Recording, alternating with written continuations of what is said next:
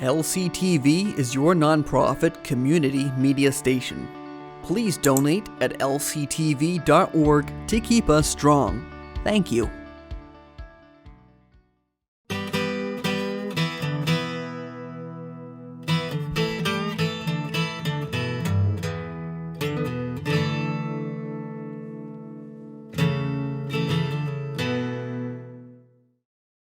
Hello everyone and welcome to another episode of Talkin Town Talk. I'm your host Larry Sidelinger, and with me today we are at Lie-Nielsen Tools over in Warren, Maine, and with me is Robin Nolan. She's the Vice President of Lie-Nielsen Tools, and she's going to give us a tour of what goes on here with all these tools, and we're really excited to be here. Yes. Thank you for having us. Thanks for coming by. All right, so folks, you ready to take a tour? Let's go check this tool joint out. So Robin, you got a whole bunch of tools here. Can you explain some? We're in the showroom right here. Talk to us about what some of the, I know these are chisels and these are planes, but these are special. Yeah, so what we do here is we specialize in making woodworking hand tools. Back in the pre-World War II era, these tools were the predominant form of tools used for fine woodworking. So we've got an assortment of planes and chisels. We can show you some saws and other items in the showroom a little bit later. But really, this company was started in the early 80s, 1981, by Tom Lie-Nielsen, because the used tool market was getting slimmer and slimmer. People were looking for these old Stanley hand planes, and nobody was making new tools, new hand tools anymore. So Tom got started in the 80s, and over the past 43 years has blossomed into the array that you see before you today. So we've got all different manners of planes, starting with the tiny little 101 violin maker's plane, and working our way up all the way to a pretty sizable jointer plane. This one is used for flattening, doing broad, longer surfaces, doing some flattening work there. And then the various specialty tools for different types of joinery. And these are high quality tools. Yes, everything is made right here. You won't find these in your hardware store. No, you won't. Because I had to go buy one of these little violin block planes a while ago, and it didn't look like that. No, that's what we are known for is the fit and finish. Everything has to pass very high quality standards in order to go out the door. Great. Well, let's continue our tour. All right, we'll show you around. There's two versions of each one: the dovetail saw, the crosscut saw or carcass saw, and the tenon saw.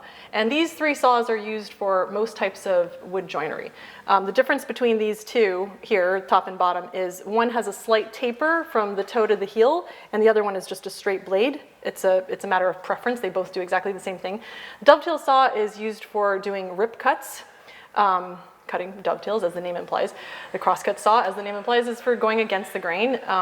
And the tenon saw is for operations like cutting cheeks of tenons. Would these be used like cabinet makers and high-end joinery? Yes, absolutely. Cool. Good stuff. Basic tools that you need to do most woodworking operations, which is what we were just looking at. And these are variations off of those, including some more specialized tools like this froe here.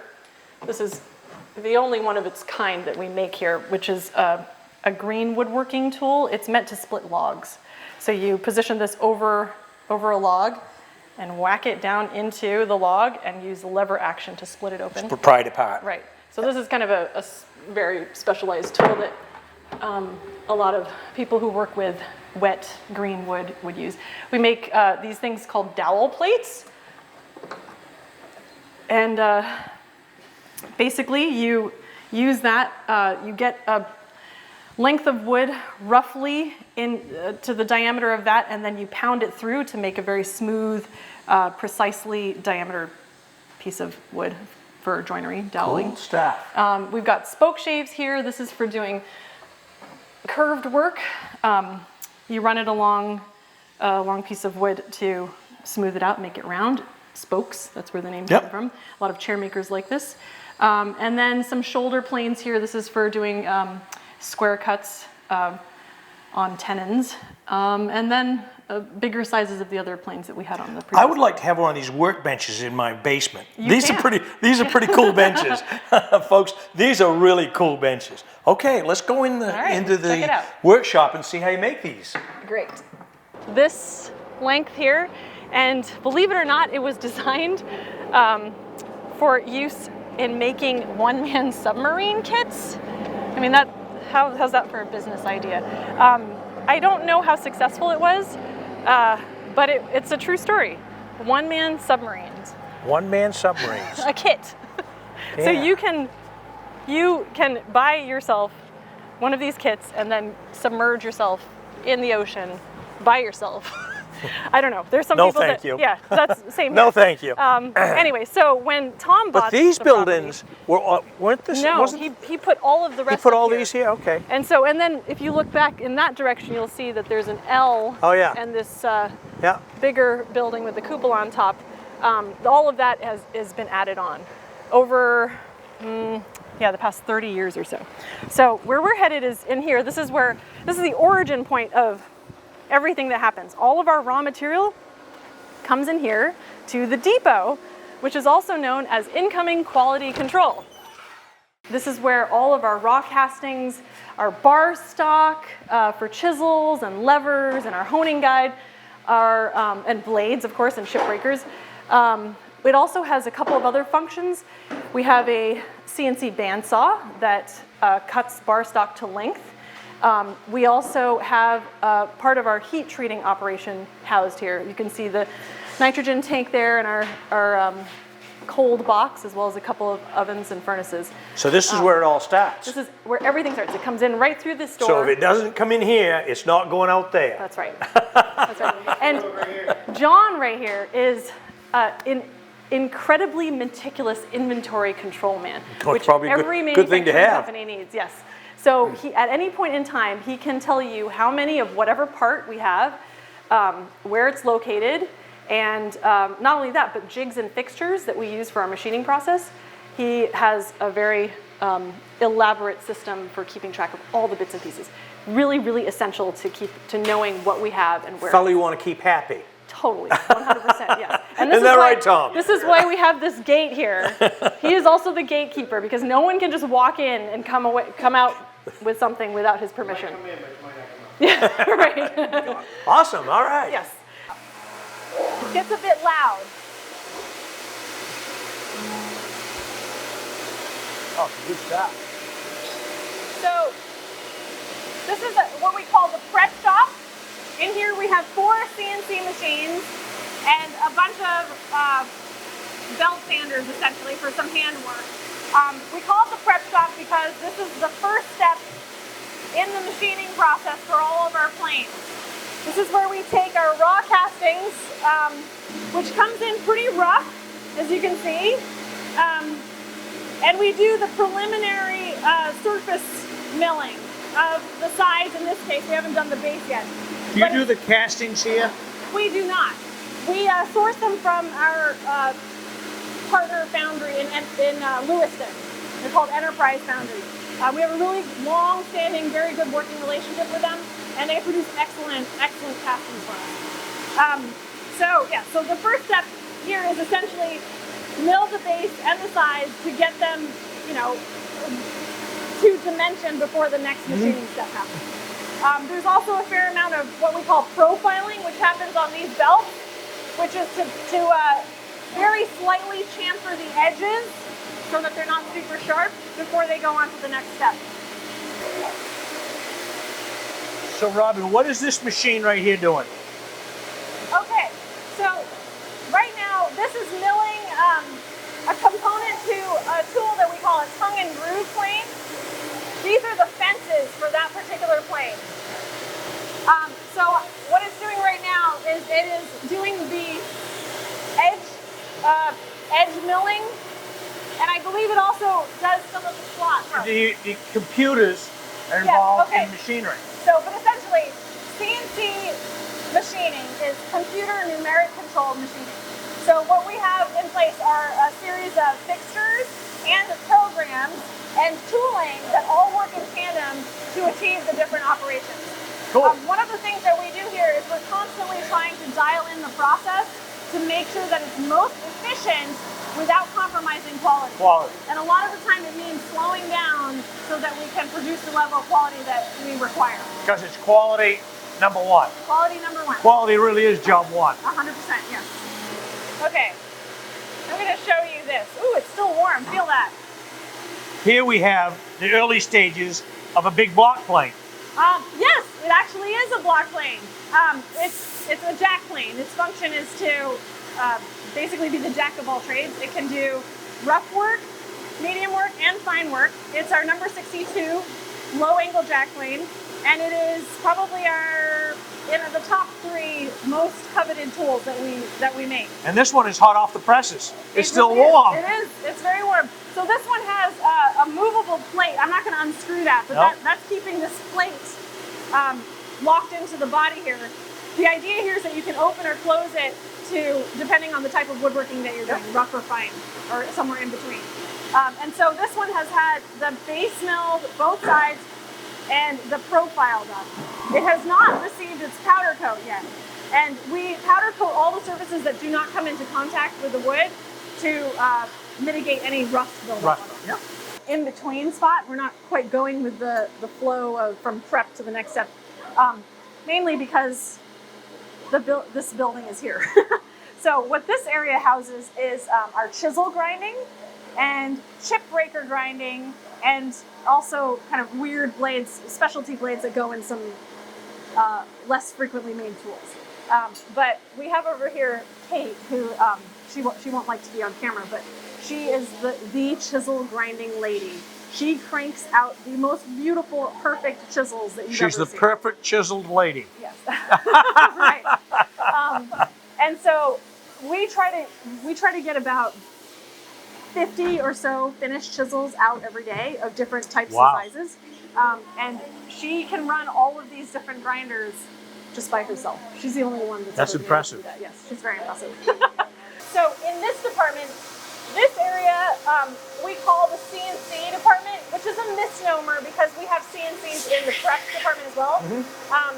But this is where we have most of the machining operations taking place, the CNC machining operations. So here we've got, I don't want to ruin this.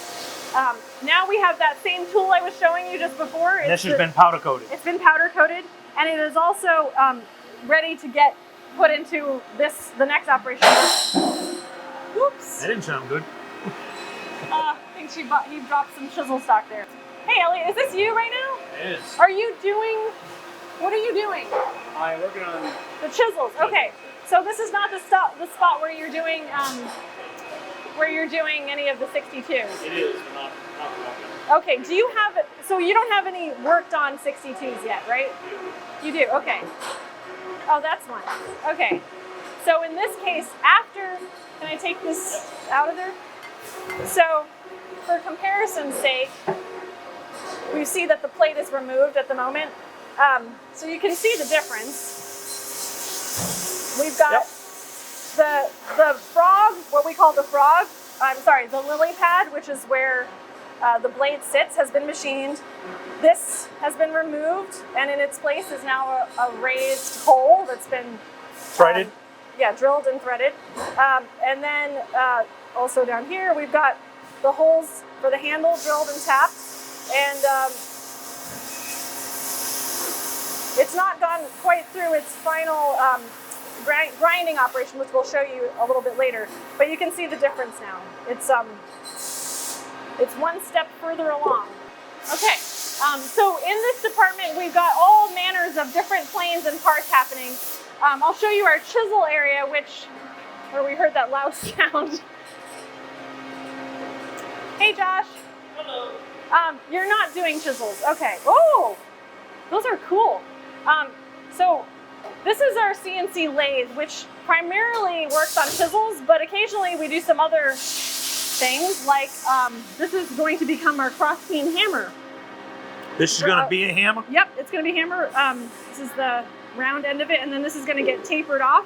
So Josh here runs the lathe and then these two mills, which are dedicated for chisels. You can see one of them is being held right in there.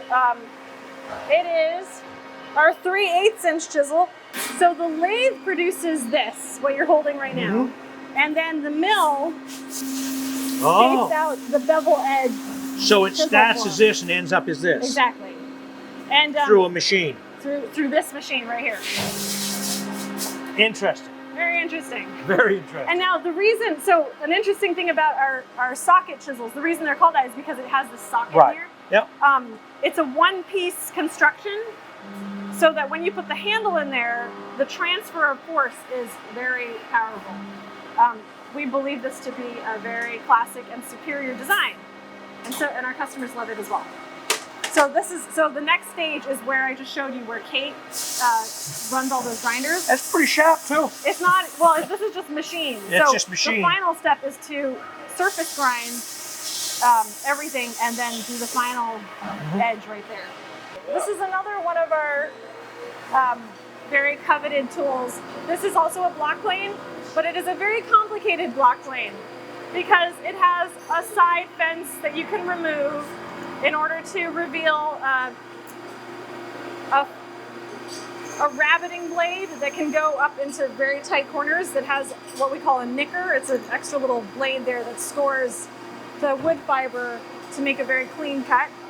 And it's got a skewed design for very powerful cutting action. You can do a lot of difficult grain with this.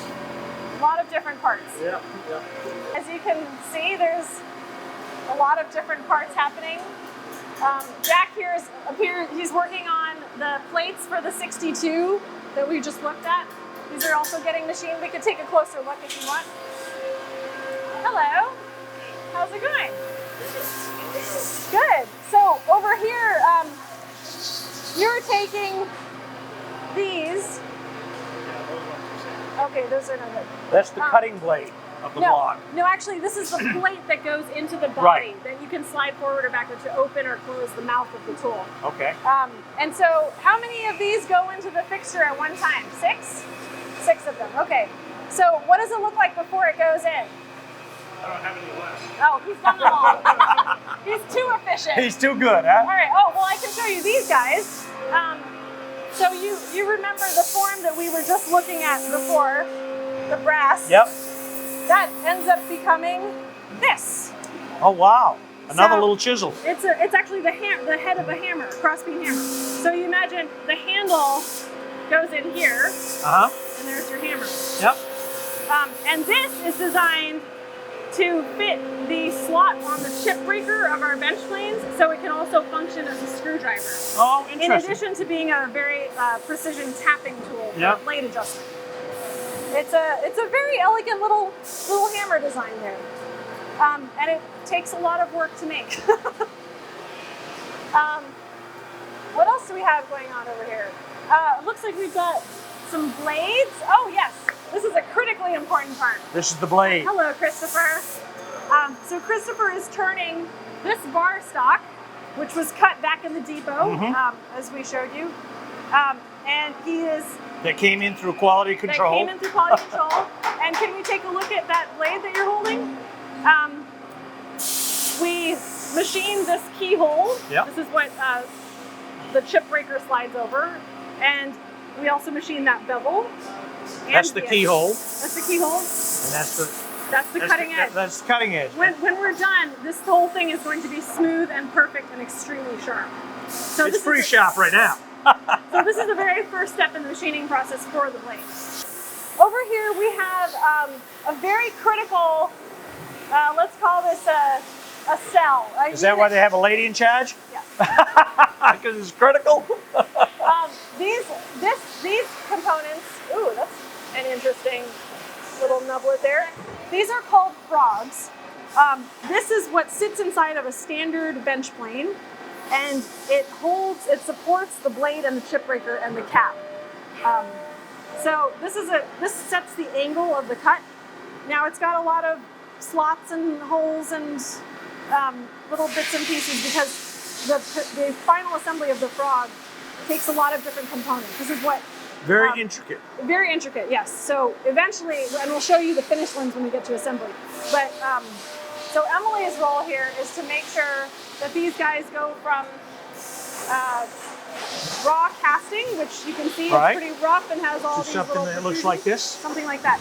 And then also to catch any quality defects, like if in the machining process she realizes that there's little air pockets or things that won't pass visual quality standards, then she has to reject them, and we send them back to the foundry. Hopefully Do they remelt them and recast them? Yes. Yeah. So this is this is the latest excitement of the day. We had Butler Brothers, who are also a Maine-based business, come up with Freddie. So this is a coolant cleaning device that we are testing out. Its sole purpose is to go through. See how there's coolant in all of these machines? Yeah. As you know, to keep things cool as you're cutting. That gets filled with metal debris over time. Yeah. And the maintenance of that is critically important to keeping the machines in tip-top condition. Our current system leaves a bit to be desired. It's very labor intensive, but this device is an all-in-one solution, we hope. It just arrived today. We're testing it out. We haven't fully committed, but I hope that it's And how many of these will it take? Just one. Just one to do all these machines? This one will go around from machine to machine and cycle through and clean out all the coolant. Anyway, Interesting. So we were all gathered here earlier today, oohing and awing and watching it in action. That's why it's a little bit messy here. It's amazing the little things that come into a business.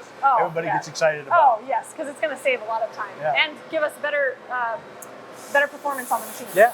So this department is our surface grinding department. This is the place where the next stop down the line. Let me get you an example of 62s. Let's come this way. So we have a whole variety of surface grinders in this department, and their job is this is the final stop for most of the plane bodies, to get everything within 1.5 thousandths of an inch, flat and square, and blemish free. Everything has to be perfect. Blemish. This is the last stop. It has to be perfect. It has to be perfect. Last stop before it goes into assembly. So as we were following the path of the 62s, this is how it comes in from the machine shop.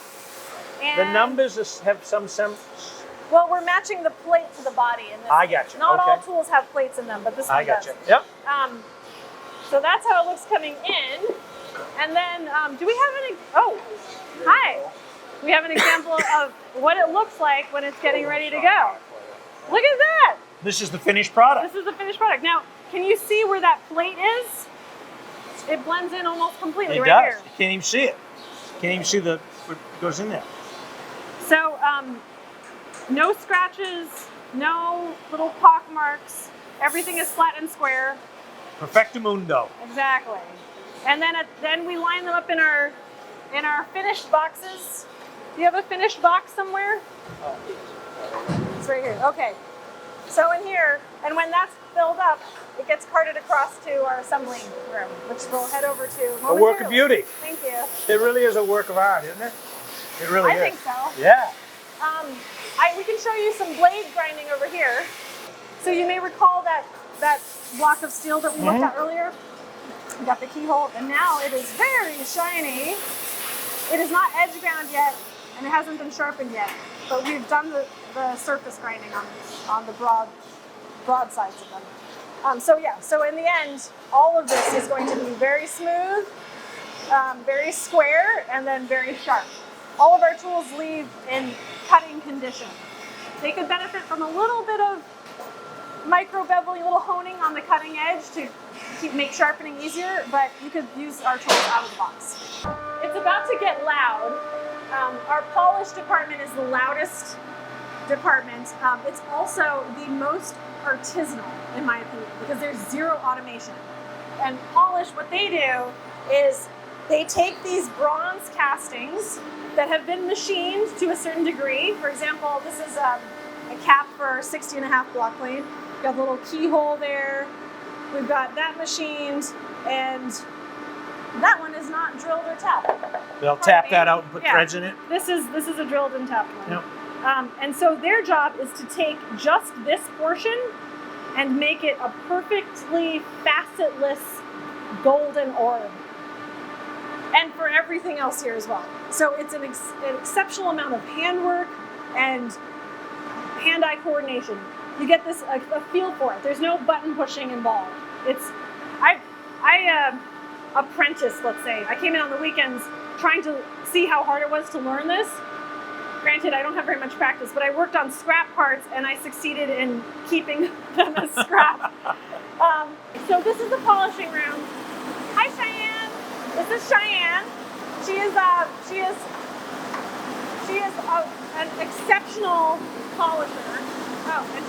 Okay, so you saw the roughness of the cap that I just showed you. In this case, this is a cap for the 62, and she can get it down to this like perfectly golden finish. I think she's going to show you another level. It's before and after, yes. Okay, so this is for great comparison. Before this is what it started and as. after. This is the after.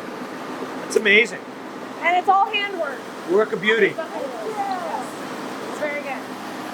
So another fun fact about what we do in here is we polish every screw that comes through to 3 levels. So we've got Melissa over there. I think that's what she's doing. Hang on. So I don't have an after, but this is a before. And when we go to the assembly room, we can show you what they look like then. But each one of these handle nuts gets polished. That's pretty cool. Just because that's another fit and finish. Another fit and finish requirement. Okay, so our last or second to last stop is the wood shop. And for a company that makes woodworking hand tools, it's funny that you don't have any woodworking. The only woodworking we do is let's see if they actually work. Right. Well, this is the making of the handles and knobs for all of the tools. So in this department, we have a couple of CNC lathes that do things like our chisel handles. So we take a dowel and we turn it into. This is actually maple. Maple, okay. We used to use hornbeam, but that's become low in supply, and so we've switched to maple, which is very durable. It does the job. And then we also have some milling machines, which take blanks of cherry, like so, and it cuts it into handles. Like so. There's a little bit of manual machining work that goes into it, but at this stage in the game, you can feel how rough that is, right? Mm-hmm. You get some cross-grain business happening here. There's not a smooth transition between the curve and the flat. That is where the sanders come in, and that's all handwork once again. So I'm skipping a step here. I'm skipping a couple of steps. That's okay. So it goes. These are two different handles. But so this is rough, straight out of the machine. It hasn't been, the handle stud hole hasn't been drilled yet. But after sanding and dipping it in the finish and then buffing it, it's this silky, smooth, perfect. Fits the hand perfect. Exactly. and you want that tactile feeling. That's part of the experience of working with the handles. Over here we have Georgie, who is another exceptional. He's exceptional at shaping things with his hands. He's really good in polish. He's really good in the wood shop. He's making the dovetail saw handle right now, which is a complicated shape. It's got all of these little facets and curves to it. And so the job of the sander is to make it very smooth without overdoing it, without changing the shape of the handle. And it's a lot easier said than done. Georgie, how many of these can you do in a day? Do you know? 35. 35? What about the tenon saws? 50? Oh, tenon saws 22. Okay. So handles is go 50. Yeah, okay. So 35 of those in a day, a whole day. That adds to the cost of the tool. It sure does. But it's important because at the end of the day, you want it to. That's the first thing your hand touches when you grab this tool. You pick it up by. Exactly. Yeah. You never think of how many of those machines, milling machines, that you have in there. You have millions of dollars worth of machinery in there. It's true. It's true. And we've invested pretty heavily in the last, particularly in the last 6 or 7 years. But at one time, 40 years ago when you started, you didn't have those machines. Right. It was So it was a lot all more done by hand. It was, or with manual Or machines. with manual lathes or whatever. Bridge ports, yeah, so manual milling machines, which gets the job done, but at a certain point in the growth of a business, Sure. when the demand is so high, we need to Move on. up the game a bit. Yeah. So the last stop second to last stop on the journey of a tool is in this room. This is our assembly room. This is where Anthony builds all of our tools. So if you've had a tool in the past year or so, couple years maybe, Anthony is the one who has put it together. It's the second to last stop of quality control as well. And he puts all of the planes together? He puts all the planes together. So, Step by step. so this particular tool is an interesting specialty tool. It's called the butt mortise plane. And it is designed to basically do precise depth mortises. A lot of people who fit doors like this tool. You can do your hinge mortises, with this. It's got a big open throat. I'm not going to screw with your, your setup here. But 50 ones over there that I waited if you want me to start okay. those, I can. Okay, we can take a look at that. Thank you. So this is also the place where if Anthony starts finding any problems, So you can reject them. yes, Yep. you hear about. I try not to reject, more of let's fix You can become unpopular real quick. it. Yeah, sometimes, but I'm pretty good about it, so. We have a really good process with everything, and everything comes together really well, so we really don't have too many problems, really, ever. Right. Cool. Yes, knock on some wood, that stays the case. So, sorry, I don't have the side-by-side comparison, but we were just looking at these. Oh. Here, I can come over and show you. So, if you do your playback, you can see that these handle nuts this is what it looks like after it's been perfectly Polished and buffed. Exactly. Wow.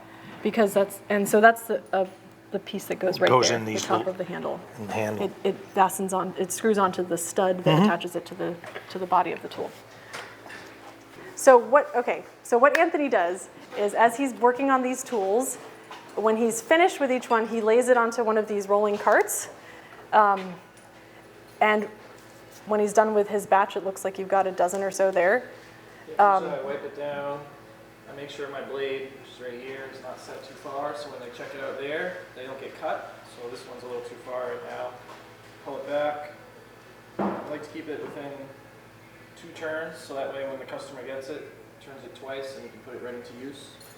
And then I put it right on this table, and it'll go right out the door to Ashley, who's usually right here. She'll inspect it, look for anything that I missed, and if she finds anything, she'll kick it back to me. I'll either fix it, or I'll kick it back to the shop. A lot of eyes. A lot of eyes, right. A lot of eyes on the product. Perfection is key. So the last stage then, if we're, once the assembly portion is done, we roll the carts out into this area, which is our wrapping area, the last stop for quality control. And if you find something at this stop, heads will roll. No, just kidding. Heads won't roll. Do they call Robin? No, they will call our production manager, who's not here today, or Chris, whom you met the other day. And so roll them right here, look at them under a strong light, look for any scratches or any defects whatsoever. And if it passes that, most of them do, we wrap them, we box them, we receive them into our inventory system, we wrap them into, we fill our customers' orders, and we pile up the boxes at that last table for UPS to come get at a little around 5 o'clock. UPS man every day. That's right. So that's the flow every single day. That's great. Over and over so again. let's sit down and just talk a little bit in the showroom. Okay, we All can right. do that, yeah. So Robin, we've been on this great tour and showed the folks at home the inner workings of Lie-Nielsen Toolworks. But tell us a little bit of Tom Lie-Nielsen. He's here in Warren, Maine. What year did he start this business? He started it officially in 1981. He was in Rockport at the time. I was going to say, where did he come from? Well, he's a Mainer. Mainer? Yep. Contrary to what one might expect, he majored in English in college. So naturally, he became a tool maker. I would have taken that he was engineering. Yeah, right. That's what Yeah. a lot of people think. Yeah. Well, so his father was a boat builder. He was Okay. known for making some pretty well-known boats, sailboats. And so he grew up in a shop environment around a lot of tools, around a lot of really amazing craftspeople in Rockport area, and went off to college. Shortly after that, he moved to New York for a period and worked at a place that sold tools. They sourced and sold. It was a catalog. Did he catch the bug, the disease of selling tools? That's where he recognized the need for making new tools of these forms once again. So basically reviving the manufacturing of hand tools in today's modern world, using modern technology and materials. They're really heirloom tools. That's right. The whole point is that you only get it once and it should be passed down for generations. The quality, that seems to be on everybody's mind, is no matter how good it is, we can always make it better. If not the tool itself, then the processes behind how we make them internally, yes. So there's definitely a strong vein of that ethos here. But what makes these tools so special? Is it the people and the material? Well, it depends on your perspective. So if you're a customer, as I was before I started working here, what I knew Lie-Nielsen for was that their tools were really expensive. And I knew that they were very high quality, but as somebody just entering hand tool woodworking and not knowing much about it, I was like, I didn't might be a quite little sticker appreciate- shock? Yeah, I didn't quite appreciate the difference because I'd had, some of my grandfather's planes that were not in great shape, and I got a couple of, big box store planes that were pretty inexpensive. And when I got my first block plane, which was actually this one, well, the 102 low angle block plane in iron, my now husband got it for me, actually. He introduced That's me to pretty Lie-Nielsen, cool when you yes. can buy your wife some tools He that engraved you my could name borrow. on it, yes. When I saw that, when I first used that tool, it was like a light went off. And I was like, oh, that's what's behind this. It's, a process of discovery. It's like, do you want to buy many not great things or one really great Really thing? good thing. Yeah. Yeah. You folks have a great web page with lots of little videos I thought was really neat on there of craftsmen using your tools and talking about your tools. Yes, we've released about 45, almost 50 instructional videos that feature really amazing craftspeople from all over. Everything from furniture makers to carvers, people who like to dig into the technique of tool use and setup and sharpening. We tried to cover the whole gamut to really get people excited about woodworking and do some deep dives to give them tips and tricks and capture a lot of that knowledge that may be lost if not otherwise recorded. And one of the things I noticed on your webpage was how to take care of that tool with leather pouches and don't leave them in too long. And there's people don't really think about that. Tools, I think, you use them, you put them back in a toolbox or in a cupboard or something, but these have a special way you should take care of them. Well, with a bronze tool, it's not going to rust. That's one of its great features. With an iron tool, after every use, you should wipe it down with an oily rag. That's just proper care. Protection. Yeah, and for long-term storage, you want to give it a good oiling. Make sure it's clean. Give it a good oiling. Put it in a place that's not too humid, if you can, and don't let them sit dormant for too long. They want to be used. That's cool. So we've got just a few minutes left here. I want to wrap this up with, I have just met the most passionate woman I have ever met about tools. Tell me how you became part of the Lie-Nielsen family. Well, first I should say, if you talk to other women around here, you will find that there are plenty of us who are like die-hard tool nerds. The way that I met, or the way I came up to Maine was, like I said, my husband got me this block plane, a Lie-Nielsen block plane. When I found out how much it was, I had a little sticker shock. I went to the website. I was like, "This plane." Was he amazing. reprimanded because Oh no! I was like, "Oof, that's how much he cares." Wow. Well, that's good. So I wanted, I was like, "What else do they offer?" And let's go shopping. Saw the prices on these things and was, a little surprised. Then, coincidentally, I came to find out that Tom Lie-Nielsen, the owner, founder of Lie-Nielsen Toolworks, was giving a talk at Harvard about his tools. And so I didn't realize this was an invite-only thing, but I managed to sneak my way in. You crashed it. Yep. And I had, a couple of questions for him, starting with, why are your tools so expensive? That's a very common question. And some other things about, in his catalog, I saw mostly a demographic of people that I didn't really identify with. There were no pictures of women or children doing woodworking. And so I asked these questions in a way that was not antagonizing, but maybe not the most polite way.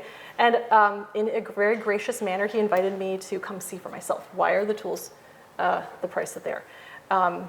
And so I came up to visit, and I was imagining this like big, manufacturing facility with plumes of factory smoke, and just I had this vision of what manufacturing is. And instead, I found this very familial, personal, kind of a quaint scale, factory. Yes, here in Maine, that where the entire business model revolves around quality, not quantity. Quality even over profits, even at the cost of profits. Cost of profits. And who does that in today's day and age? In today's age, offers like nobody. A lifetime guarantee on the tool with really great customer support.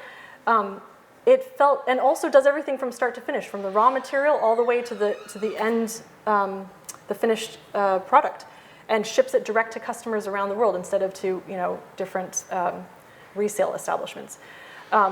And so I just wanted to learn more. And on that note, because of the questions I asked about, some of his marketing materials and the angles that he was, that I felt he was presenting, he asked if I would join him helping with marketing, which I gladly did. And one thing led to another, and I've been here for 14 years. And now you're VP. And there's nowhere else I'd rather be. That's great. Well, Robin, thank you so much for having LCTV into your facility and giving us a tour. We've really, really enjoyed it. I hope you folks at home have enjoyed as much as we have, enjoying this great facility, these beautiful handcrafted tools where quality is utmost. Thank you so much to Robin Nolan and Mr. Nielsen from Warren, Lie-Nielsen Tools, and we just had a great time. Thank you so much. Thanks for being here. So folks, we're Talkin Town Talk. I'm Larry Sidelinger, and we'll see you next time somewhere down the road. Thanks for watching.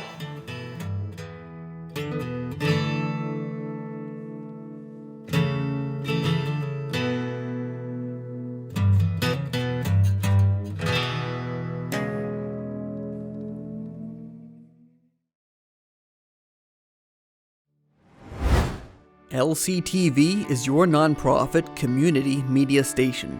Please donate at lctv.org to keep us strong. Thank you.